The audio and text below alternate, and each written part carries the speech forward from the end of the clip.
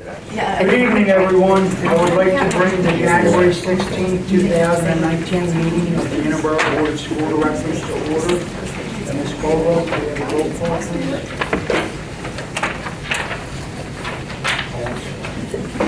Ms. Fagan? Here. Ms. Alonso? Here.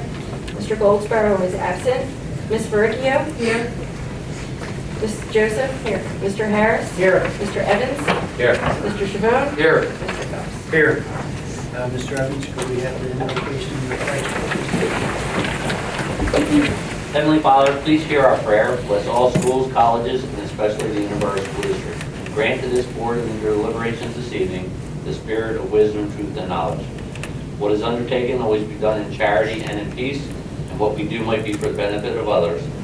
All this we ask in your name. Amen. Pledge allegiance To the flag of the United States of America and to the republic for which it stands, one nation, under God, indivisible, with liberty and justice for all.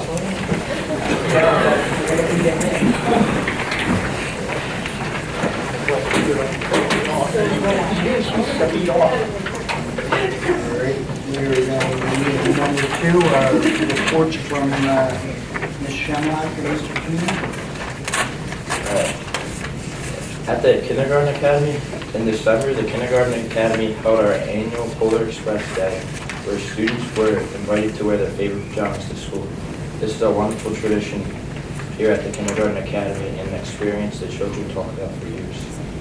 Every student earned a K-coin, and there is a school-wide celebration at the end of the month. At Glen Olden School on December 14th, middle school students enjoyed their Jingle Bell Dance, and on January 17th, the middle school students will have their spelling bee at 9 a.m. in the cafeteria.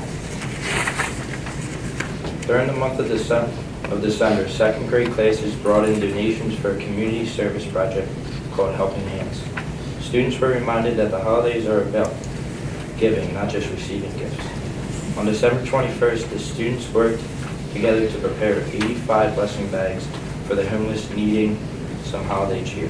50 bags were delivered to a women/children shelter, and 35 bags made their way with peanut butter and jelly sandwiches to 69th Street on Christmas Eve. The bags included toiletries, snacks, hats, gloves, socks, and special cards made by the students. The faculty and staff participated in a giving tree to benefit needy families of Newark School during the holidays. On December 17th, the first grade classes attended an interactive puppet show at the Wilmington Theater. The 3 lessons that were presented were treating others the way you would like to be treated, opposites, and determination. Newark School Students Holiday Celebration. Grades 1 through 5 participated in a sing-along, followed by their class parties. Grades 6 through 8 participated in a Minute to Win It, followed by pizza lunch provided by the Homeschool Association. The Newark Homeschool treated the faculty and staff to a New Year's brunch on January 4th. The middle school spelling bee was held on January 10th. The winners will be qualified to participate in the district's spelling bee, which will be held on Saturday, February 2nd at the HU. At Prospect Park School, the Home and School sponsored 2 evening holiday dances for 3rd through 5th and then 6th through 8th grade students. They were very well attended, and the children had a wonderful time. Students made the annual holiday card delivery, where they dropped off close to 600 holiday cards to Prospect Park neighbors living within half a mile of the school. Home and School teamed up with PBS Kids Club to host a Kids Night Out, where close to 130 students and younger siblings were invited back to school for a night of fun so their parents could have a few hours to get ready for the holidays. Thanks to the generosity of the entire Prospect Park school community, more than 20 families received gifts for the holidays. Prospect Park Town Watch sponsored 10 families. Prospect Park staff, along with Prospect Park families and a former student, gave money and sponsored additional families. Glen Olden Congregational Church sponsored a family, and the Prospect Park Home and School donated gift cards worth $1,350 to 11 families. This combined generosity helped to provide gifts to more than 70 children. And the generosity continued through the last week of school in December, when the Pajama Dress Down Day raised $450 from students and staff to be donated to CHOP. At Tinicum School on December 1st, Tinicum had their breakfast with Santa and vendor fair. The children had their pictures taken with Santa and everyone enjoyed their breakfast. Also, there were many vendors there for Christmas shopping. On December 17th, Tinicum enjoyed the beautiful holiday music of our 4th and 5th grade band and chorus. All the students and the music directors did a wonderful job for this concert.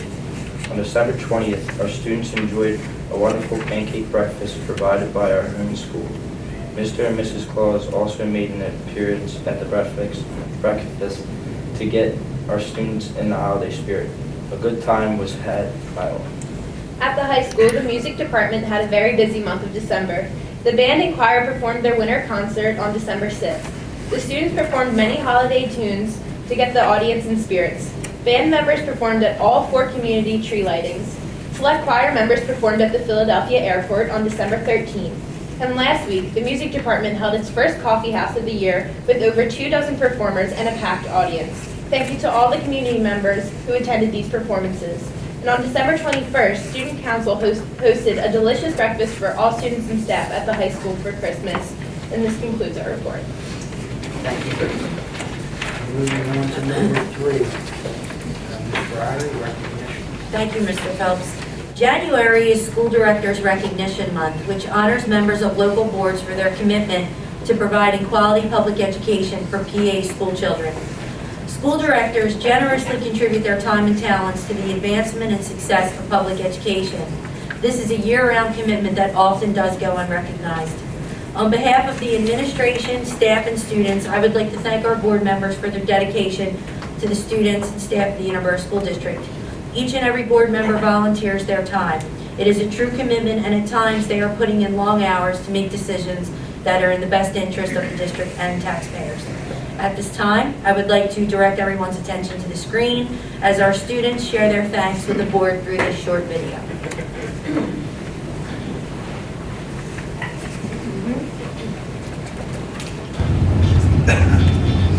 How about all the time that they give to us? How about the countless sacrifices they make? How about how visible they are in our school and community? How about the fact that they do it all for us? Thank you for your compassion. Thank you for your kindness. Thank you for your time and energy. Thank you for your dedication. Thank you for your commitment. How about school board members make a difference? How about all of their responsibilities? How about the goals they set for us? How about they make Interboro great? Thank you, Mr. Phelps. Thank you, Mr. Chabot. Thank you, Mr. Evans. Thank you, Mr. Harris. Thank you, Miss Joseph. Thank you, thank you, Mr. Goldsparrow. Thank you, Miss Megan. Thank you, Miss Alonso. Thank you.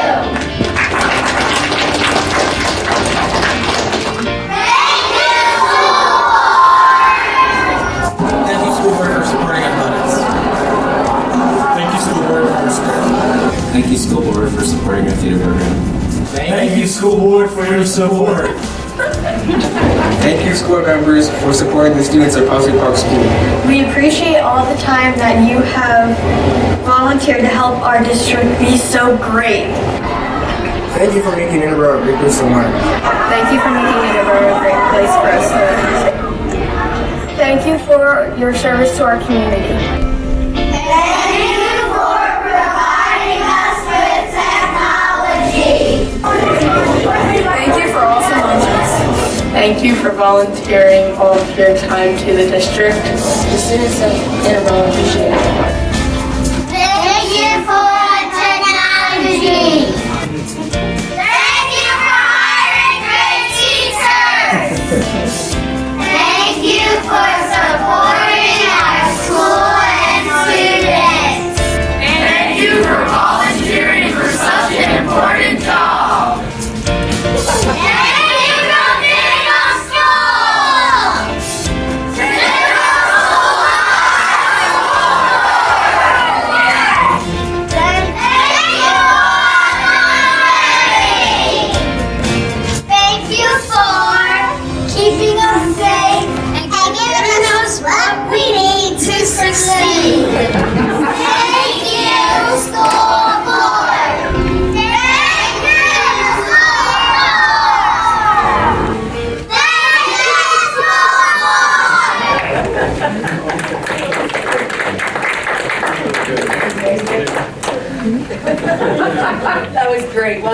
Board members, in your packets tonight, there is a certificate on behalf of PSBA, and we also have some handmade cards from Kelly DeLeo's elementary gifted students. I know you've already had a chance to look at them. They are really well done. So thank you again, and happy School Board Recognition Month.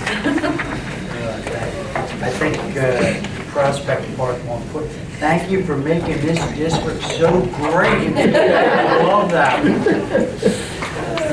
All right, moving on to number 4, Mr. Evans, public comment. Mr. Surgeon-Dobie. Item number 14, which is the superintendent's contract. So which is it for? 3 years, 5 years? And is there an increase in the salary? We haven't negotiated anything as of yet, Mr. Dobie. It's just an intent that we are renewing for 3 to 5 years.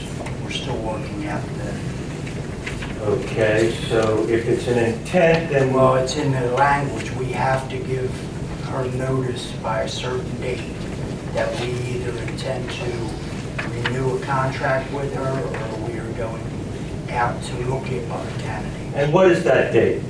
at the end of this month. Okay. And number 13, you have a settlement with a company that sued the Interboro School District in May of 2017. They had entered into a contract with you, Buck Frank, in May of 2015 for $775,000 plus contract work. They had change orders added, and they filed their lawsuit for breach of contract for approximately $150,000. Now, why is this the first time that we're hearing about this lawsuit? Well, actually, we've been working on it, Mr. Dobie. I don't think it was really a lawsuit. We were in the middle of negotiating what they say we owed and what we said we owed. Well, it was filed We came in to terms. common pleas court, so that makes it a lawsuit. Now, I'm asking again, if you've had discussions with this, about this case, since it was filed in 2017, why is it the first time that this is being made public? Because either you're discussing it in executive session, or you're discussing it someplace else. Now, an executive session is supposed to be made known to the public what you're discussing. If you file a case that you're discussing, you're supposed to make known to the public a docket number, the name of the plaintiff, the name of the defendant, and a brief description of the nature of the case. Why is that not this case? Mr. Dobie, I'm going to let our solicitor answer this. Mr. Dobie, there were discussions in executive session. Your recitation of what the law requires is not completely accurate. So these discussions are typically under attorney-client privilege. There's a lot of information back and forth that we talk about, so those communications would not be made public until a point in the case as this, they came to a resolution, at which point then the board has to act on it properly in front of the public. So what is your name? Ernie Angelos. Okay, Mr. Angelos. So I'm going to quote to you from a document produced by the Pennsylvania on the Sunshine Laws. Can I ask you what document that is and whether Yes, it is quoting the a statute document or a on document? Sunshine laws of the state of Pennsylvania. Again, Mr. Dobie, is that a statute? No. Or it's not a statute. Okay, fair enough. Let me say it before you I'm just asking if it's a statute. Executive sessions. A significant court decision clarified requirements of this portion of the Sunshine Act when it ruled the reason for holding an executive session must be specific. A city council had announced an executive session to discuss matters of litigation. A newspaper objected to the closed meeting because the litigation matters were not announced with specificity. The trial court ruled the council must spell out in connection with existing litigation the names of the parties, the docket number, and the court in which it was filed, and the general nature of which it was filed in. So that That's the reason, and I'm going to give you another Do example. you have the case for that, sir?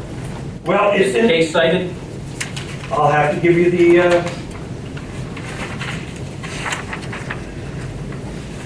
let me see now. Well, it's in here. I'd have to look at the references that are listed on this. Provide But if that you would document, do the research, you'll find out that that's exactly what it is. If you And I'm can, going to give you an I'll take a example. look to see what the case says. Pardon? If you can provide me with a copy, I will see if there's a case out there that quotes that. Well, why should I have to do your job for you? You're the one that's quoting that this is in fact an actual case that's outstanding, but you can't provide me with an actual citation. Well, that's not exactly, because you're a solicitor for the school district. The school Again, district is holding you're quoting executive something that You session. said isn't a statute and doesn't actually have a case citation. Well, Okay. I'm going to give you the case, but I don't, I have to look at the references. So this is typical, of not wanting to be open with the public as a school board in general. I'm going to give you an example in Tinicum Township, because they've been sued also for breach of contract and conflict of interest with regards to renovations at the Lazaretto, a $7 million contract by the contractor Wu and Associates. But Mr. Auslander did not dispute that fact. He made public the docket number, he made public the amount, and the brief description of it. So he had no problem with me citing what I did for the sunshine laws. So obviously, you as a school board of directors have problems with transparency, and you don't want the public to know what's going on with regards to these cases. How did you find out the case was actually filed? Pardon? How did you find out the case was filed? Which case? The case you're referencing, the one against the district. I looked up the docket number that you have on your agenda. And you did that via how? Public access? That's correct. Okay, so it was public record that the case was filed. So you found it via public access? I found it because it was made known on the agenda, which was only published last, But you were when able you had the to pull Monday the meeting. docket, you were able to pull the docket off the public website. No, I had to pull the docket off the agenda that you provided Monday. How did you get it from, how did you realize that there was a case filed in Delaware County, I looked it up on the website for Delaware County. which is public access? Right? Okay. That's all So, wanted. Okay. I mean, that's, I mean, if I did a little bit of research on my, to find out just exactly what you were doing, to find out the specifics of that case, when you should have been providing that information There's at no public transparency meetings, issue. in executive sessions. So next issue is,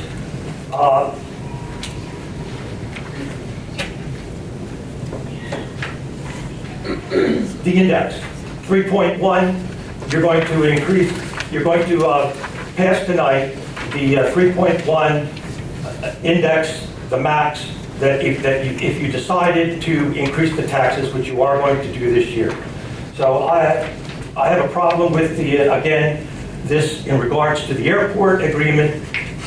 And my representative, Ms. Fagan, you said that she had been provided the documentation, and that have you read the document at all?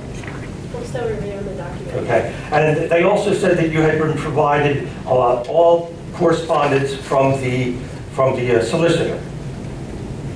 So I'm asking you, as my representative, because you had a nice presentation from the Interboro School District children talking about, your volunteering and that you don't get paid. But the fact is, under this agreement, this school district is losing $800,000 a year because of... Could you do me a favor and address... Pardon?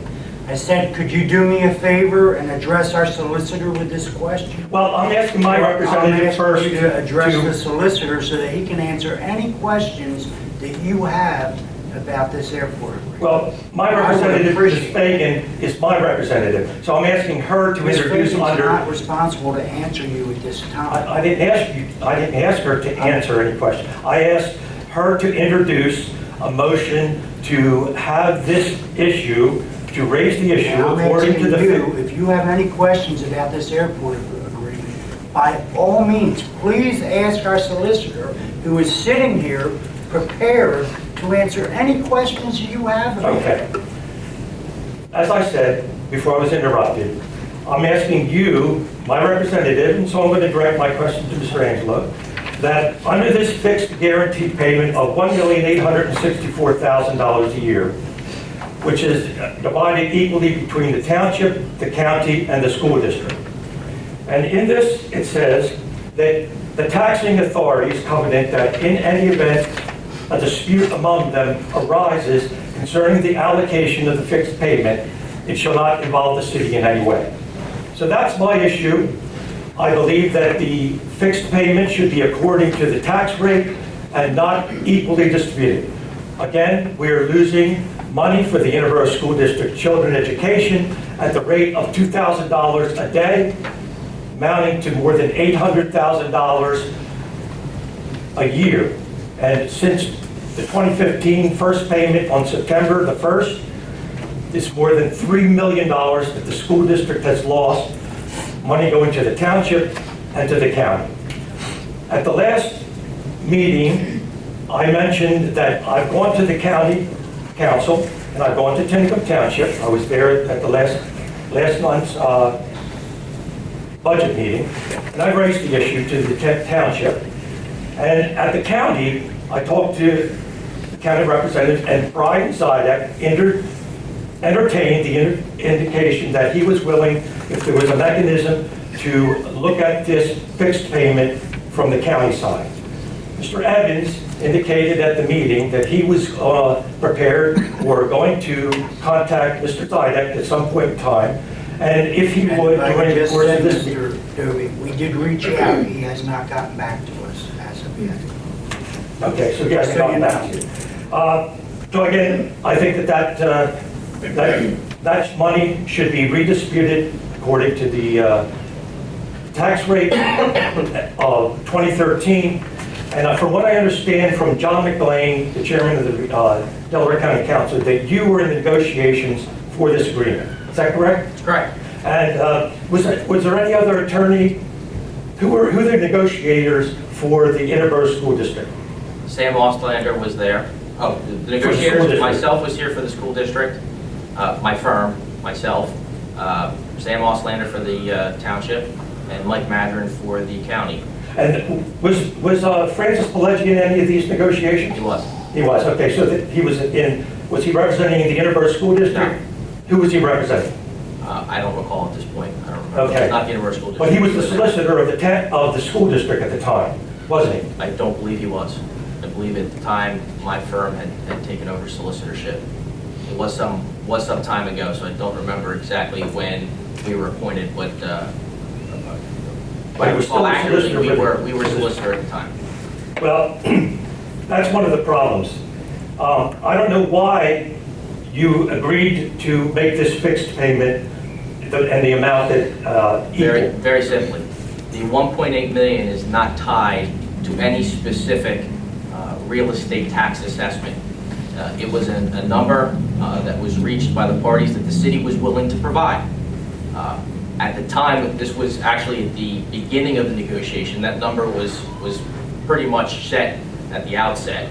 The negotiations further were more in the detail with how the properties would be accounted for when they went out of service and in service.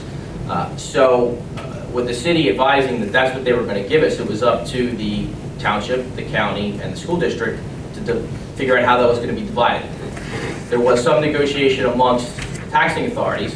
The county was not willing to give up a third. The township was not willing to give up its third. Therefore, the school district was left with either fighting with the county and the township and not being a unified entity against the city as this would go forward. It would hurt the school district to enter into that type of arrangement. And again, with this, and I'm sure you've been told, there was no means at this point to open up this agreement. If we were to try and rearrange that schedule and argue that the agreement's void, it's quite possible that we would be in a position where we wouldn't be getting a portion of our 1.8 million, which would actually hurt the school district more than what you're positioning. And that would even give an avenue for the potential the city to terminate. If the county and the township, and I don't want to speak for them, but in my opinion with the school district, were to try and upend this, the CEP is at a stagnant position right now. That 1.8, it only exists for the 20-year period, so long as the CEP is either moving forward or in a stagnant state. If the city were to terminate that, it drops to 1.5 million, which then we lose more money. So quite frankly, what we would be doing based on your proposal would actually hurt the district more than help it. That's a lie. Well, I And you know disagree it's a with lie you, as an attorney. I disagree with you. just quoted to you, if there is a dispute between the three parties, that the city of Philadelphia is not. That's exactly right, and there wasn't a dispute between the parties, sir. Can you allow me to because- finish my statement? No, because you said it was a lie, and a lie It is a lie. And I take that, and that is incorrect, and there was no dispute, because as I told you, we could not have a non-unified argument with the city. It would have hurt the district. No, that's not how You it's weren't there, worded. sir. Point You of weren't order, there. point of order. Yes, Mr. Evans. Just wanted, under the public comments section, I'd like to just read this again. Members of the community are respectfully reminded that with regard to public comments, neither the board nor the solicitor will engage in a dialogue with the person or person addressing the board. The board will listen and take all comments, questions, and suggestions under advisement. Where specific answers are requested, community members are invited to telephone, email, or use the postal service to communicate their questions to the superintendent or board president, who will respond or have appropriate school district personnel respond. And that, there you go. Mr. President Phelps indicated that the solicitor would answer questions, and then you put this lack of transparency up again. Mr. That's Doty, it's a unfortunate little- because It's a we're little hard losing for a money. solicitor to answer a question when you're sitting here telling him he's lying. And it's not about... When he does not reference the very agreement which he stated. No one, Excuse me. Mr. Zajak, It's not a lack of transparency. I'm simply asking you, since your questions are somewhat prolonged, put them in writing, give them to the board, solicitor can answer them in writing to you as well. that's not, this is a public meeting. This is, I has to understand deal that. with a lot of money. I absolutely Now, understand. I know that you don't want the public to know these No, things. that's not true. For you to keep espousing that I don't want transparency That's correct. That's or exactly right. espousing that we're trying to hide something, that does not make it true. It makes it your Well, it opinion. is when you read the statement No. that says you're not going to answer any questions. It makes it your opinion. No, it's a fact, because President Phelps said that the solicitor would answer questions. And- And then you just read a statement that said that he's not going to answer questions. And So I- which is it? He's going to answer questions or he's not going to answer questions? And the reason I'm resting this, because I brought the same issue with raising this dispute, Mr. Angelos, with the Delaware County Council, Mr. Zidek. I read the taxing authorities covenant, that's it. No one has asked you to open up the agreement at all. Not one single time in all the times that I brought this up have I asked you to open up the agreement with the city of Philadelphia. I've asked you to go to the township and go to the county and recover that money for the education of the children. That's the only issue that I've raised. So I just want to end with that. Thank you, Mr. Doty. Hopefully, that will satisfy you. Okay, moving on to number 5, Mr. Evans. I'm sorry, is there any other public comment? No, sir. Moving on to number 5. Motion 5.1, that the following minutes of the regular meeting of the Interboro Board of School Directors held on December 19, 2018 be approved. Second. Motion has been moved and seconded. Are there any questions or comments from the board? Hearing none, all those in favor, please say aye. Aye. Opposed? Motion carries 8-0. Next up, number 6, Solicitor's Report. Mr. Angelos? Thank you. The last month, our office has provided services in the following areas: special education, policy review, consulting with the district on litigation matters, especially with special education, and tax assessment appeals. And that concludes my report. Thank you, Mr. Angelos. Moving on to number 7, Mr. Evans. From the Office of Finance, motion 7.1, that the attached treasurer's report for the month ending December 31, 2018 be approved. Second. Motion has been moved and seconded. Are there any questions or comments from the board? Hearing none, all those in favor, please say aye. Aye. Opposed? Motion's carried 8-0. Next motion, Mr. Evans. Motion 7.2, that fund disbursements in the amount of $5,415,755.41 be approved. Second. Motion has been moved and seconded. Are there any questions or comments from the board? Hearing none, all those in favor, please say aye. Aye. Opposed? Motion carries 8-0. Number 8, is there any correspondence, Mr. Evans?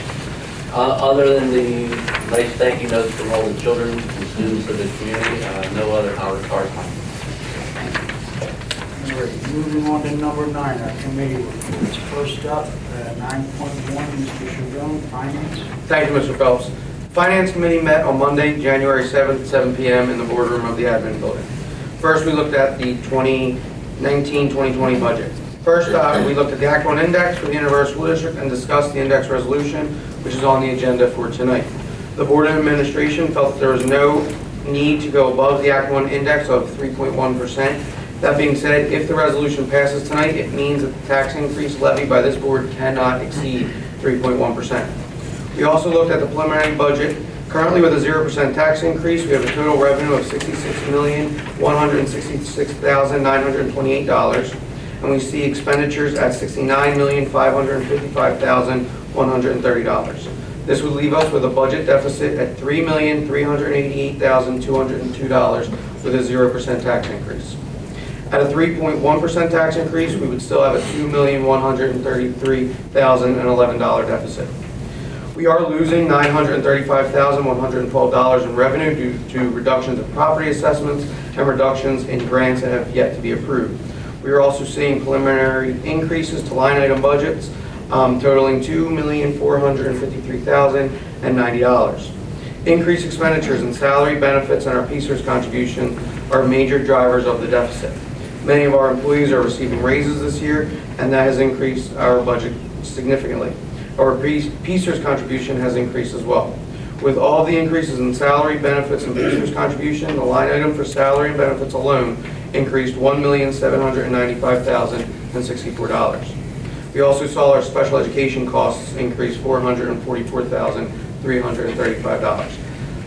These are all preliminary numbers in terms of the different line items. The salaries are set in stone, but the board, Mr. High School and Mrs. Riley, will be working diligently with all directors over the next couple of months in finding ways to reduce the deficit. But those departments only make up 6% of the budget. Other areas in which we may be able to see significant savings are, again, with potential retirements, any healthcare costs that come in lower than what are currently budgeted for. The next item on the agenda was a food service management company discussion. Every couple of years, our district is required to go out for bid for the food service company. Mr. High School provided the board with a timeline that he and his team will follow in order to be in compliance. His team will go through a lengthy process that includes on-site visits and interviews. He will update the board periodically and submit a recommendation at the April finance meeting on which food service company to go with. We also briefly discussed the audit. We discussed the timeline of the audit that is currently being conducted. Major masters are in the finalization process now. Mr. High School received a preliminary draft, but not the complete audit. In the next few weeks, we should be hearing from them to schedule a meeting with the audit committee. The audit committee will meet publicly, and it will be open for the public to attend. We finally looked at the preliminary financial statements, and questions could have been asked by all board members. The committee adjourned, and our next finance meeting will be held February 4th at 7 p.m. in the boardroom of the administration building. Thank you. Thank you, Mr. Chavon. 9.2, there is no GBO report tonight. Mr. Goldberg is absent. 9.3, Ms. Verrecchio, legislative update. Legislative, thank you. The Senate and the House they both returned on January 1st for swearing-in day. So there's new leadership on both the Pennsylvania House and the Senate Education Committees. Kurt Sonny and Ryan Olmed are the new members, and the Legislative Council will be reaching out to them to set up meetings, introduce them to council so that everyone can get to know them to begin working with them. Governor Wolf will be, so things are kind of quiet now. The primary focus in legislature for the next 2 months will be the state budget, and Governor Wolf's budget address is scheduled for February 5th. One of the things that that advocates will be reaching out to Governor Wolf, they actually sent a letter to him to propose an increase of at least $400 million for basic education funding and $100 million for special education. Federal law requires states to provide free, appropriate public education for all students with disabilities in at least restrictive, in the least restrictive environment. From 2008 to 2016, special education costs in Pennsylvania increased by more than $1.5 billion, while excuse me, state support for those costs increased by only $72 million, forcing local districts to make up the difference on their own. Local districts have varying ability to come up with this money, so they will be asking the state to meet their legal obligation to ensure that students with disabilities have access to the educational services that they need. And another note is an actual event that will be scheduled. It's actually scheduled for Saturday, February 2nd, and this event is being hosted by PA Schools Work, and the event is called Delaware County United for Education, and it will be held at the Delaware County Intermediate Unit in Morton. And it's PCCY, which is Public Citizens for Children and Youth, will be they're hosting this event and giving a background to meet with parents, students, teachers, superintendents, all members of all of the school districts in Delaware County are invited to this event. And they'll be reaching out to people, letting them know how to speak to their legislators, neighbors, and network to be able to ask for different things that you need for your district or for your own child.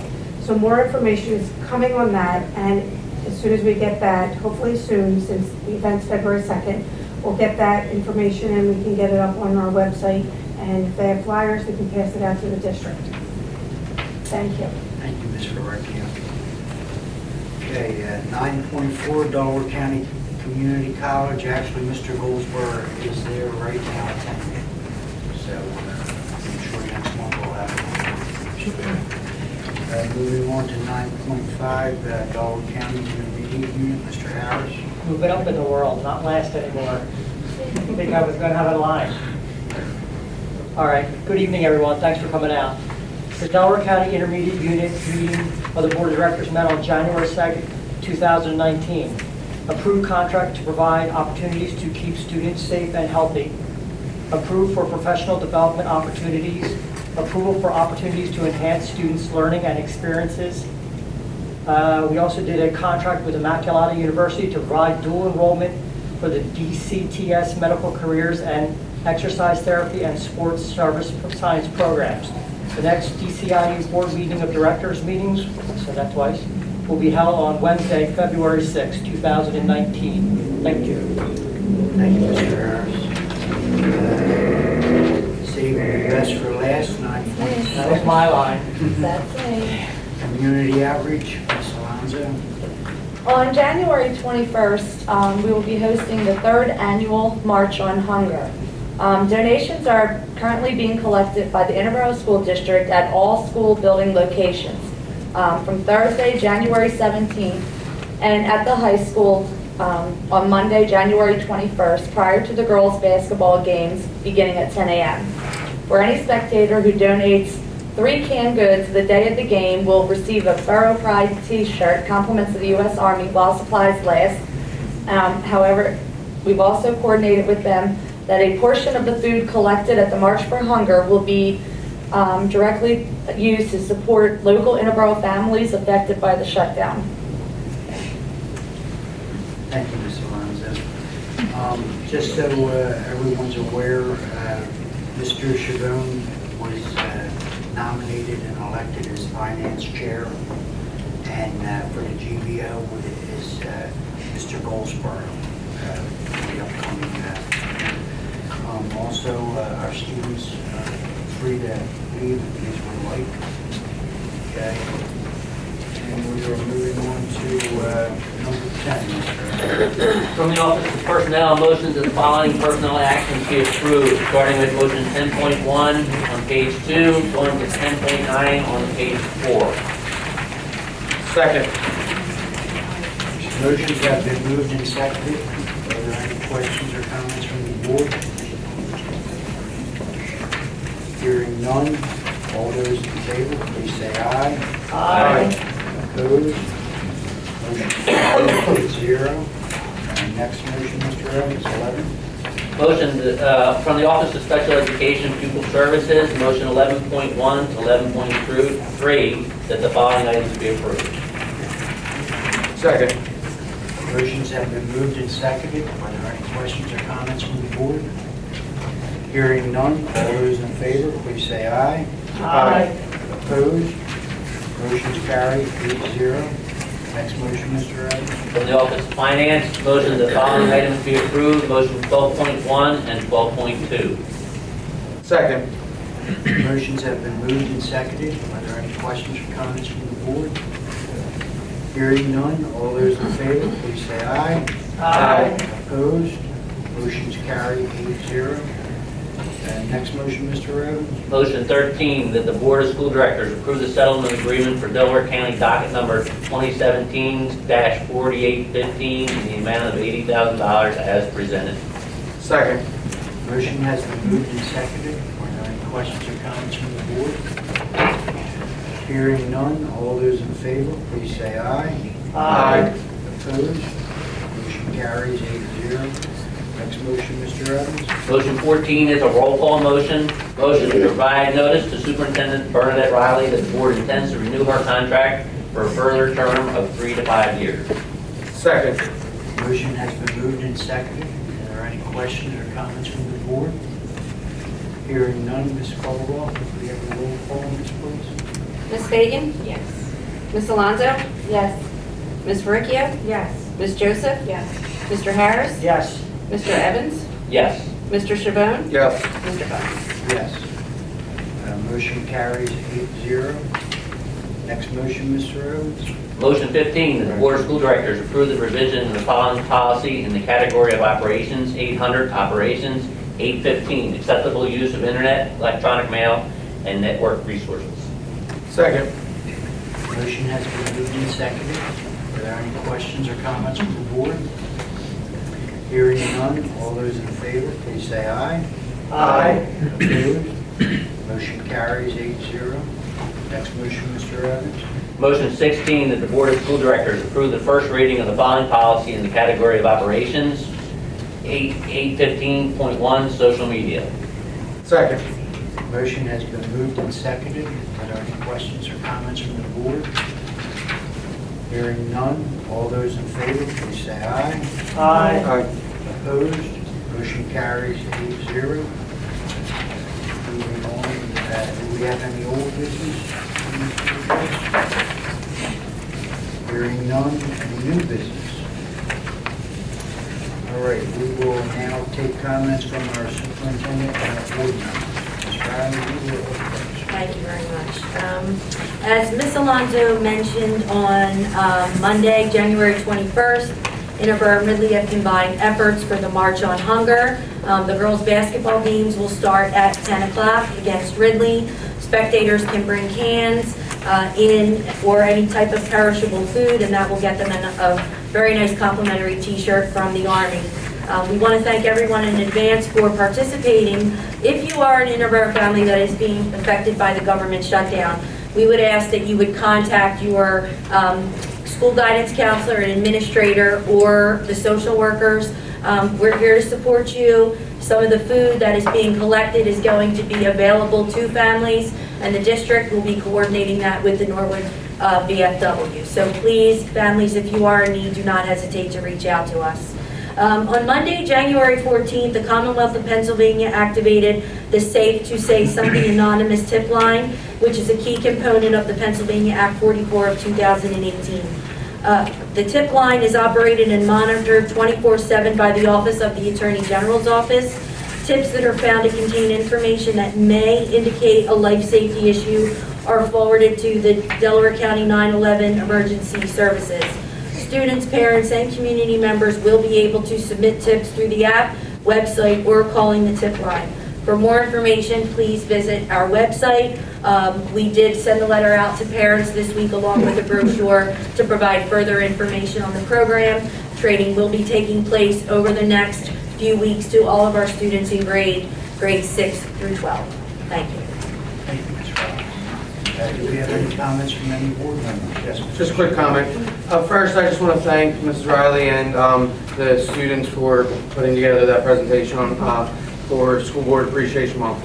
The second comment I just want to address in terms of the comment earlier for transparency, because I just want to go on record that I do believe that this board is fully transparent in everything that we have done and that we've gone further than any board in the past.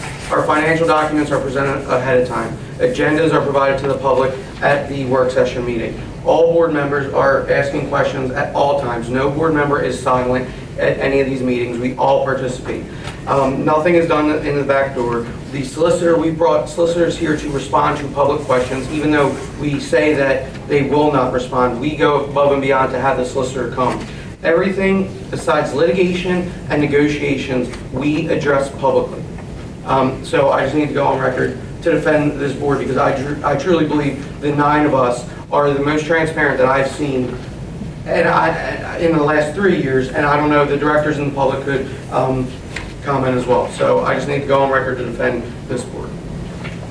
Thank you, Mr. Chabon. And I agree with you 100%. I'm not trying to ever hide anything. I don't think we ever have, and I don't think we ever will. Any other comments from any? Mr. Riley, I'd like to congratulate you on your 10th motion there. So that you know you have the board's support. Hopefully over the next few months we can work out something that will be you and the district as well. Thank you, Mr. Phelps. Okay. Any other comments? On Monday, February 4th, 2019, a Finance Committee meeting with the GBO meeting immediately following will be held at 7 p.m. in the boardroom of the administration building. The next work session of the Interboro Board of School Directors will be convened in the boardroom of the administration building on Monday, February 18th, 2019 at 7 p.m. The next regularly monthly public meeting of the Interboro Board of School Directors will be convened in the boardroom of the administration building on Wednesday, February 20th, 2019 at 7 p.m. This meeting is adjourned. Thank you all for coming. Hope you all have a nice holiday.